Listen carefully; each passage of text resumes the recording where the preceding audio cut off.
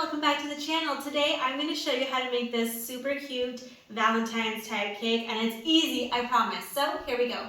Alright, so our very first step is going to be putting on our first layer of buttercream. We already have our crumb coat and it has been sitting for a while, so I'm going to add some more.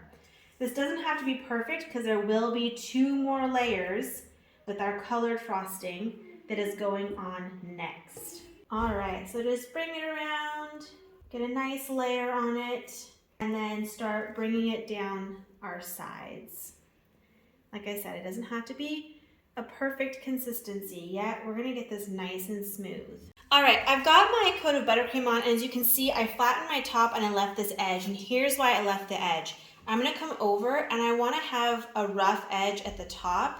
So I'm just very gently scraping this, and I want my edges to lift up. I'm not gonna square this off. I want to keep it like that, and it's on purpose, okay? So just make a couple passes if needed, and we're going to leave the edge like that so it's nice and straight, and we're going to add our colors here and here. I am just going to pipe my frosting around. You want kind of big motions here. You don't want a lot of up and down spiky kind of edges, because it's going to smear. So as I'm doing kind of bigger waves here, you just work your way around. It's okay if it's really thick. I'm going to fix that in a second, but just go ahead and add it to that bottom half of the cake, and then we'll fill it in and smooth it here in a sec. I'm just going to work on getting it smoothed out a little below, and I'm going to come over this with my scraper. It doesn't have to be perfect, and we're still doing another color, and this is going to have kind of that rough edge, and it's on purpose, right? So just kind of bring your color down and around. I just don't want 20 pounds of frosting on here, and this is all going to shift a little anyway, and that's a-okay. So I'm just going to smooth it out, and then I'm going to get my scraper out. Okay, so I'm going to gently just come around, and I'm going to do my buttercream. We're going to get a little bit of height, a little bit of different kind of dimension here. I'm going to go around a couple of times. Not pushing very hard, and this first pass I'm going pretty slow, and if I need to manipulate some down again, I can. And clean up anything that I need to clean up.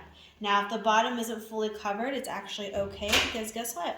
We're putting more frosting down there. So any little hangovers, anything like this right here, if you want, you can just pull it down and you can hand manipulate it. But that's a pretty good rough edge. I don't want to overdo it and get it too smooth or get it to smear. We had a little smear right here, so I'll put some frosting to cover that. But I really do want to keep some crisp, distinct colors. All right, now we're going to do our next color, which is the pink, and see how we're filling in the bottom. It's a-okay that that red did not come all the way down. This is going to give it some more dimension and texture. If you want to go up higher, you can manipulate it around a little bit. I do want to manipulate it around. So I'll do that, and I will use my offset spatula to kind of get this where I want to be, just like I did the red, before I use my bench scraper. All right, so I've manipulated my pink around, and now I'm going to start scraping it very gently, looking for that smoother edge, and I'm actually angling my bench scraper out a little bit so I do not touch the red and the white up above. I'm just kind of moving it so I can get it scraped. Now I can go a little quicker and get it a little smoother where I need to, and fix kind of gaps like that. I'll use my offset spatula to fix those gaps. See how beautiful those crisp lines are?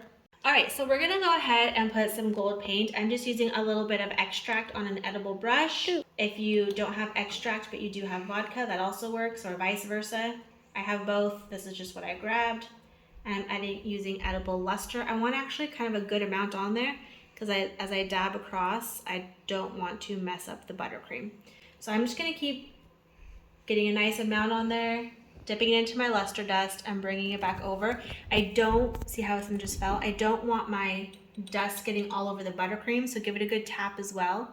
So when you're coming over to tap it over, it's not sprinkling luster dust everywhere, because you cannot clean that. It's a nightmare. And I did not refrigerate this between. From beginning to end here, this has been sitting out. My cake is cold, but that's it. There's no refrigeration between. This is just a one and done kind of a thing. So I just want to show you this really quick to kind of get an idea of what it's going to look like with these nice edges. And this really is a pretty quick design, but it looks nice, right? Anyone can do this, I promise. I promise, promise. All right, I have a little dust shaking off, and I'll come up to the top. My kids are telling me I should do sprinkles. Okay, I Bob don't Ross. think so, right? So I'm gonna keep painting and get all this gold looking amazing. Add sort of like that golden rose you made one time for the for that one cake that you made, like add a rose or something. Final results. Ain't too shabby. That is it. You can decide sprinkles, no sprinkles, whatever you want. But thank you so much for watching. Don't forget to give this video a thumbs up, subscribe to our channel, and if you have any questions, comment below.